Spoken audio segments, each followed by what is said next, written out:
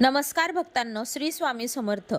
आजच्या व्हिडिओमध्ये आपण जाणून घेणार आहोत या अधिक महिन्यामध्ये कुलदेवीची ओटी भरल्याने आपल्याला काय फायदा होतो आणि त्या ओटी भरल्याचं काय पुण्य आहे, ती का भरायची आहे, ओटी कशी भरायची, ओटीच्या साहित्याचं काय करायचं, अधिक मासात आपल्या कुलदेवीच्या ठिकाणी आपण जाऊन ओटी भरू शकतो का, अशी संपूर्ण माहिती मी तुम्हाला या व्हिडिओमध्ये देणार आहे। त्यामुळे व्हिडिओ स्किप न करता शेवटपर्यंत नक्की पहा। देवी आईची कृपा आपल्यावर, आपल्या घरावर राहणं हे खूप महत्त्वाचं आहे। कारण हे बघा, जसं आपले आई वडील आपला सांभाळ करतात तसंच कुलदेवी आणि कुलदैवत हे आहे जे आपले आई वडील असतात, ते आपल्या घराचा सांभाळ करतात। आपल्यावर घरावर कृपाछत्र राहणं हे खूप महत्त्वाचं आहे आणि त्यासाठी अशा विशिष्ट दिवशी तुम्ही जर काही सेवा केली, त्यांचा सन्मान केला, भरभरून आशीर्वाद आपल्याला देतात। आणि मुख्य म्हणजे आपल्या कुलदेवीचा आशीर्वाद आपल्या संपूर्ण कुटुंबावरती कायम राहतो। आणि या अधिक महिन्यात अर्थात धोंड्याच्या महिन्यामध्ये कुलदेवीच्या उपासनेचे, कुलदेवीच्या सेवेचे सुद्धा महत्त्व असतं। कुलदेवता ही त्या संपूर्ण कुटुंबाची खरं तर आई असते, म्हणूनच तिची सेवा वेळच्या वेळी होणं, तिची उपासना वेळच्या वेळी होणं हे देखील आवश्यक असते। तर आता बघा, हे ओटी जर तुम्हाला भरायची असेल तर तुम्ही आपल्या देवघरामध्ये आपल्या कुलदेवीचा टाक असतो किंवा मूर्ती असते किंवा कुलदेवीचा फोटो असतो, तर तुम्ही तुमच्या देवघरासमोर सुद्धा अशी ओटी भरली तरी चालते।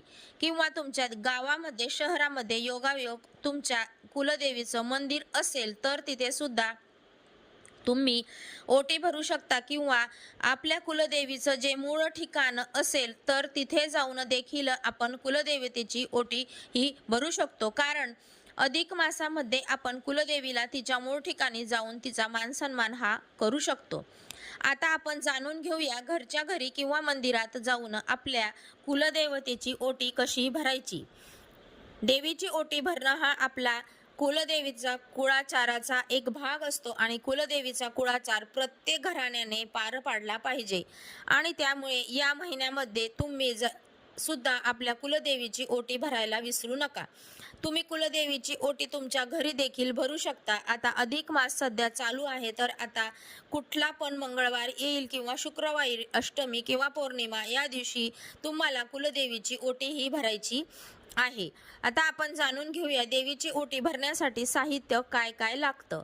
तर बघा, एक साडी किंवा फक्त ब्लाउज पीस, तसेच शृंगाराचे साहित्य घ्यायचे, दक्षिणा घ्यायची, तसेच एका पाण्याचा नारळ घ्यायचा, त्याची शेंडी असावी, तसेच बदाम, हळकुंड, सुपारी मुठभर म्हणजेच वाटीभर तांदूळ, एक फळ, खाण्याचा विडा म्हणजेच तांबूल, हळदी कुंकू, हिरवा लाल 5 किंवा 7 बांगड्या, तसेच खारी खोबऱ्याचा तुकडा, गजरा किंवा देवीला वाहण्यासाठी हार, फुले, हे सर्व साहित्य आपल्याला ओटी भरताना साडीवरती ब्लाउज पीस आणि त्या ब्लाउज पीसावरती आपल्याला हे सर्व साहित्य जे आहे ते ठेवायचं आहे।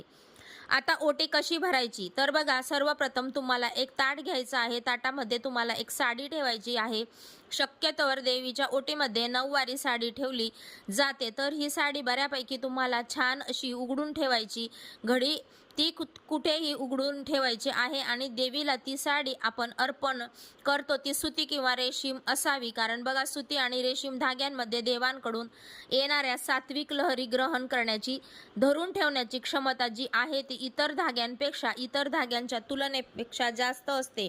आणि म्हणून देवीची ओटी साडी नऊवारी आणि रेशीम किंवा सुती असावी, काठपदराची असावी, किंवा तुम्ही खण देत असाल म्हणजे ब्लाउज पीस देत असाल तर ब्लाउज पीस पण शक्यतोवर असाच पद्धतीचा असावा, जसं की रेशीम, सुती वगैरे आणि थोडासा काठ असलेला देखील।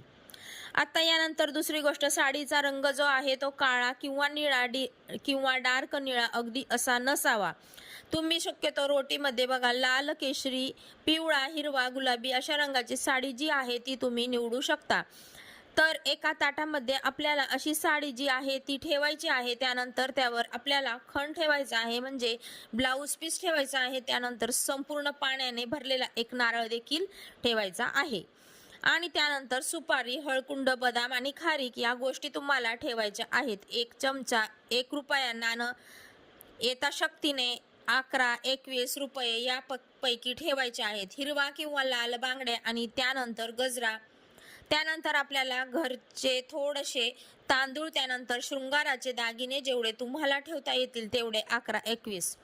म्हणजे बघा, मणी, मंगळसूत्र, जोडवे, कानातली टिकली, बांगड्या, नेल पेंट, मेहंदी वगैरे कोण या गोष्टी तुम्ही या शृंगारामध्ये ठेवू शकता.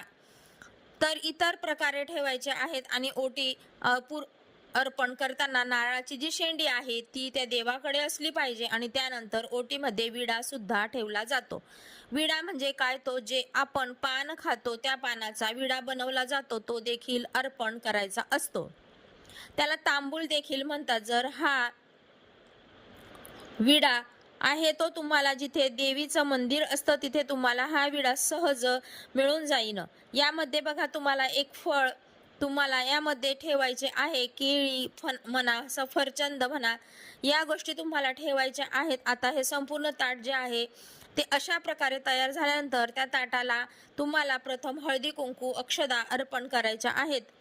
त्यामध्ये जी ओटीची साडी, तसेच जे शृंगाराचे साहित्य, तसेच ओटीचे साहित्य आहे ते सर्वांना देखील हळदी कुंकू संपूर्ण लावून घ्यायचे आहे. आणि जे ताट आहे ते म्हणजे जी ओटी आहे ती पहिली आपल्या छातीला स्पर्श करायचा आणि मग त्यानंतर देवीच्या पायाजवळ आपल्याला ती अर्पण करायची आहे. देवीकडून चैतन्य मिळावे, मनामध्ये तुम्ही देवीला अगदी मनापासून प्रार्थना करा की हे देवी आई, तू मला ही ओटी माझ्या यथाशक्तीने अर्पण करत आहे आणि अजूनही काही इच्छा असतील तुमची तर देखील तुम्ही मला सांगायचे आहे. किंवा नेहमी इच्छाच असं नाही की तुम्ही अगदी मनापासून काही प्रार्थना केली, घरामध्ये सुख शांती भरभराट नांदू दे, काहीही भूलचूकच माझ्याकडून झाली असेल तर आई देवी मला माफ कर, कारण आपण माणूस आहेत, कधी कधी चुका होऊन जातात. तर अशा प्रकारे तुम्हाला अगदी साध्या सोप्या पद्धतीने ओटी ही भरायची आहे.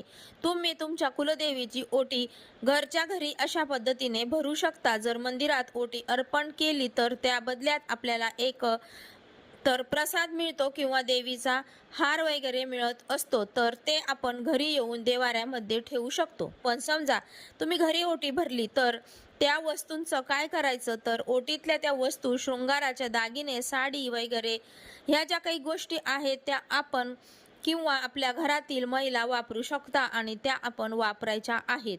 खायच्या गोष्टी घरातल्या सगळ्यांनी प्रसाद म्हणून खायच्या आहेत. दक्षिणा जी आहे ती वापरून नका, ती तुम्ही एखाद्या जवळच्या मंदिरामध्ये द्या. जे असेल तर त्या मंदिरात दानपीठामध्ये वगैरे टाकून शकता. सगळ्या वापरायच्या वस्तू ज्या आहेत त्या तुम्ही स्वतः वापरू शकता. पण तरी देखील अर्पण केलेल्या वस्तू त्या मासिक पाळीमध्ये अजिबात वापरायच्या नाहीत, ही गोष्ट मात्र लक्षात ठेवा. आणि ओटीच्या हिरव्या बांगड्या लहान असतील तर आपण तुळशीला देखील घालू शकतो, मोठ्या असतील तर आपण वापरू शकतो. आता ओटी भरण्याची दुसरी देखील पद्धत आहे. आता ओटी धान्याने कशी भरावी बघा. ओटीमध्ये आपण एक धान्य ठेवलेलं असतं आणि ते म्हणजे तांदूळ. तर त्या तांदूळ एखाद्या परातीत किंवा ताटामध्ये ओतायचे, जेणेकरून उंजळीमधले आपल्याला ते घ्यायला व्यवस्थित येईल. वाटीभर आणि पसाभर तांदूळ म्हणजे खूप काही जास्त नसतात, तर ते आपल्याकडून जेवढे वेळेस ते उंजळीत येतील तेवढ्या वेळेस ते घ्यायचं. शक्यतर 3दा किंवा 5दा करून आणि ते देवासमोर न्यायचं आणि पुन्हा ताटामध्ये टाकायचं. देवीसमोर न्यायचं, पुन्हा ताटामध्ये टाकायचं. म्हणजे ताटामध्ये जी ओटी आहे त्यामध्ये आणि त्यावेळेस देवीचा जय जयकार करायचा. जसे की बोला अंबाबाईचा उदो उदो, नाही तर आई राजा उदो उदो, अशी देवीची जय जयकार करून नेहमी ज्या पद्धतीने आपण ओटी भरतो त्या पद्धतीने हे तांदूळ पहिल्यांदा ओटीच्या स्वरूपात तुम्ही देवी समोर न्यायचे आणि पुन्हा खाली ताटामध्ये टाकायचं. त्यानंतर एकदा धान्याने ओटी भरून झाली की सगळं साहित्य आहे तशा भांड्यासह उचलायचं. म्हणजे तुम्ही ताटात ठेवलेलं असेल, परातीत ठेवलेलं असेल किंवा टोपलीमध्ये ठेवलेलं असेल तर ती जी आहे तशीच उचलायची टोपली. तसेच परात असेल ती, ते ताट असेल ते तुम्ही देवासमोर न्यायचं आणि आपल्या छातीला लावायचं. ती देवी समोर आपल्याला न्यायची असते आणि पुन्हा खाली ठेवायची असते. आता ही सगळी ओटी तुम्ही 3दा 5दा करून देवी समोर न्या, पुन्हा खाली ठेवा, अशा पद्धतीने करून देवीची संपूर्ण ओटी ही भरून घ्यायची असते. आता ही ओटी भरताना सुद्धा तुम्हाला देवीचा जय जयकार करायला मात्र अजिबात विसरायचं नाही. बघा, तुम्हाला सुरुवातीला व आता अशा ओटी भरण्याचे 2 पद्धतीने सांगितलेले आहे, तर तुम्ही त्यापैकी कोणत्याही पद्धतीने आपल्या कुलदेवीची ओटी ही भरू शकता. आता आपण ओटीचे काही नियम देखील थोडक्यात जाणून घेऊया. 1. ओटी भरताना काही गोष्टी लक्षात ठेवूनच आपल्या ओटी ही भरायची आहे.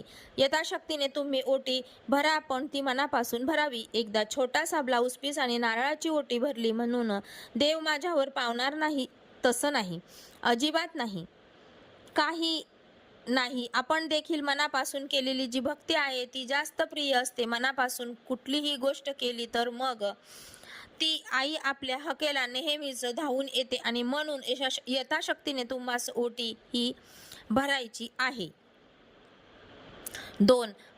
बघा, अगदी ज्यांना आपल्या या प्रकारातील साडी किंवा वस्त्र घेणे जर शक्य होणार नसेल तर त्यांनी नवीन कोऱ्या ब्लाऊज पिसाने देवीची ओटी भरली तरी सुद्धा चालेल. 3. समजा तुम्हाला कधी नाईलाजाने नारळ सुद्धा उपलब्ध झाला नाही तर तुम्ही त्याला पर्याय म्हणून एखादी खोबऱ्याची वाटी, एखादं फळ, सुपारी वापरली ओटीमध्ये तरी सुद्धा चालतं. तसेच लिंबू देखील ठेवतात. 4. ओटीसाठी आपल्याला 1 वाटी धान्य लागतं. बघा, त्यामध्ये प्रामुख्याने तांदळाचा समावेश करावा. तुटलेले अख्खे तांदूळ तुम्हाला यासाठी घ्यायचे आहेत. साधारणतः तुम्ही दोन्ही हाताच्या ओंजळीमध्ये मावेल धान्य तेवढी भरण्याची वापरू शकता किंवा याहून तुम्हाला जास्त घ्यायची असेल तरी सुद्धा चालेल. म्हणजे पसाभर किंवा 1 वाटी घेतलं तरी सुद्धा तुम्ही ओटी भरण्याची तांदूळ हे चालेल. 5. देवीला आवडणारा पानाचा विडा तुम्हाला घ्यायचा आहे. तुम्ही घरच्या घरी सुद्धा हा विडा तयार करू शकता आणि समजा तुम्हाला विडा बनवायचा जमत नसेल तर तुम्ही विड्याच्या पानावर फक्त थोडीशी बडीशोप किंवा खडीसाखर त्यावर ठेवली तरी देखील चालेल किंवा फक्त विड्याचं पान या ओटीच्या साहित्यामध्ये ठेवलं तरी देखील चालेल. 6. ओटी भरताना प्रथम तुम्ही स्वतःला हळदी कुंकू लावून घ्या. त्यानंतर आपल्या कुलदेवतेला किंवा कुलदेवीला, टाकाला, फोटोला, मूर्तीला किंवा हळदी कुंकू लावा. त्यानंतर ओटीच्या साहित्यामध्ये आपण देवीसाठी घेतलेले फुलं किंवा फुलांचा हार, गजरा किंवा वेणी देखील अर्पण करायची. त्यानंतरच ओटी भरायची. 7. आता घरच्या घरी ओटी भरलेली असेल तर संपूर्ण दिवसभर, रात्रभर ती ओटी देवीच्या समोरच तशीच राहू द्या आणि दुसऱ्या दिवशी सकाळी उचलून घेऊन मग ते साहित्य कशा पद्धतीने वापरायचं ते ठरवू शकता आणि मी वरती देखील सांगितलेले आहे. 8. जर आपल्या घरातील स्त्रीला काही अडचण असेल, मासिक पाळी वगैरे असेल, त्यामुळे तिला जर ओटी भरता येत नसेल तर तिला त्याऐवजी आपल्या घरातील इतर कोणत्याही एका सदस्याला देखील ओटी भरली तरी पण चालेल. त्यामध्ये पुरुषाने ओटी भरली तरी पण चालेल. कुमारिका मुली असतील त्यांनी ओटी भरली तरी पण चालेल. 9. ओटी भरण्यासाठी अगदी घरातील साडी सुद्धा तुम्ही देवीला नेऊ शकता. फक्त तुम्ही स्वतः नेसलेली नसावी. म्हणजे घडी न मोडलेली साडी तुम्ही देवीला ओटी भरण्यासाठी नेऊ शकता आणि स्वतःच्या पैशाने ती साडी खरेदी केलेली असावी. तर बघा, अशा अगदी साध्या सोप्या पद्धतीने मनापासून तुम्ही ओटी भराल तर देवी आई नक्कीच तिचा स्वीकार करेल आणि तुमच्या मनातील मोठी इच्छा सुद्धा नक्की पूर्ण होईल. देवीची ओटी भरण्याचे मुख्य कारण हे आहे की यामुळे आपल्याला एक प्रकारचे चैतन्य मिळते. देवीची ही जी काही आध्यात्मिक ऊर्जा आहे ती आपल्याला प्राप्त होते आणि आपल्या कुलदेवतेचा आपल्याला संपूर्ण कुटुंबाचे कल्याण करते. त्यामुळे देवीला अशा पद्धतीने साडी, चोळी, ओटी अर्पण करण्याने खूप महत्त्वाचं मानलं जातं. तर या अधिक मासात अशा साध्या सोप्या पद्धतीने ओटी भराल अशी जी अपेक्षा करते आणि मी हे तुम्हाला माहिती आवडली असेल तर नक्की शेअर करा आणि आपल्या चॅनलवरती नवीन असाल तर सबस्क्राईब करा आणि व्हिडिओ शेवटपर्यंत पाहिल्याबद्दल अगदी मनापासून तुमचं खूप खूप आभारी आहे. धन्यवाद. श्री स्वामी समर्थ.